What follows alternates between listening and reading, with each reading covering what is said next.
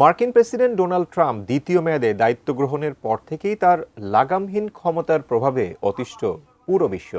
ট্রাম্পের একের পর এক অমানবিক সিদ্ধান্তে বিপাকে পড়েছে ইউরোপ সহ অনেক দেশ। কিন্তু এবার তার এই বেপরোয়া ক্ষমতার লাগাম টেনে ধরেছে চীন। তাহলে কি বাণিজ্য যুদ্ধে চীনের কাছে নতি স্বীকার করছেন ট্রাম্প? বিস্তারিত শিহাব ইসলামের ডেস্ক রিপোর্টে।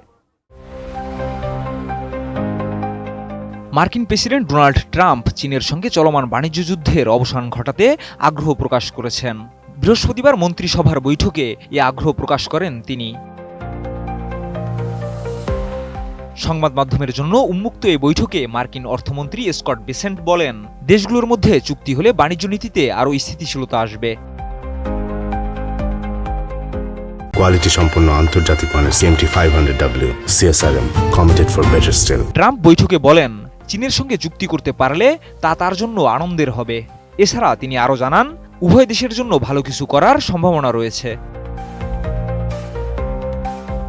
ট্রাম্প তার বক্তব্যে ইউক্রেন যুদ্ধ সম্পর্কেও আলোচনা করেন।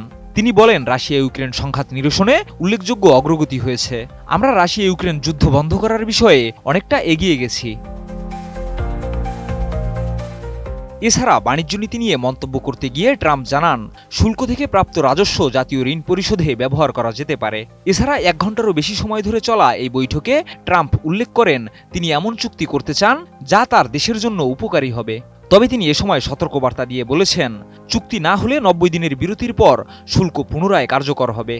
আর তার সরকার কোনো দেশ বা কোম্পানিকে ছাড় দেওয়ার কথা বিবেচনা করছে না। এর আগে চীনা পণ্যের উপর 145% শুল্ক আরোপ করে যুক্তরাষ্ট্র।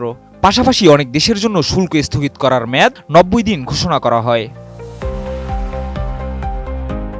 অন্যদিকে চীনের প্রেসিডেন্ট শি জিনপিং বলেছেন, বাণিজ্য যুদ্ধে কোনো পক্ষই জয়ী হতে পারে না। সবশেষ চীন যুক্তরাষ্ট্রের বিরুদ্ধে 125% শুল্ক আরোপের ঘোষণা দিয়েছে, যা চিন্তার ভাঁজ ফেলে দিয়েছে ট্রাম্পের কপালে এবং চীনের সাথে বাণিজ্য যুদ্ধ শেষ করতে চুক্তি করতে বাধ্য করছে ট্রাম্পকে। দুই দেশের মধ্যকার বাণিজ্য যুদ্ধ নতুন করে উত্তেজনা সৃষ্টি করেছে বিশ্বমহলে। সমঝোতার মাধ্যমে এই বিরোধ কত দ্রুত সমাধান হবে সেটাই এখন দেখার বিষয়। শিহাব ইসলাম, ATN নিউজ।